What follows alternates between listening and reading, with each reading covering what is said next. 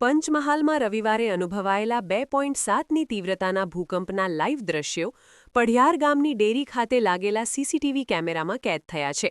સવારે 10:42 કલાકે વીજ થાંભલા પર લગાવેલો કેમેરો ભૂકંપના આંચકાને કારણે સ્પષ્ટપણે હલતો જોઈ શકાય છે.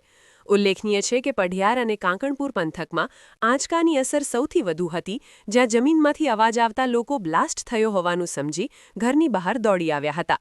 સીસીટીવીના આ ફૂટેજ સામે આવતા હાલ સમગ્ર પંથકમાં આ ઘટના ચર્ચાનું કેન્દ્ર બની છે. જો કે આ હળવા આંચકામાં કોઈ જ જાનહાનિ નોંધાઈ નથી.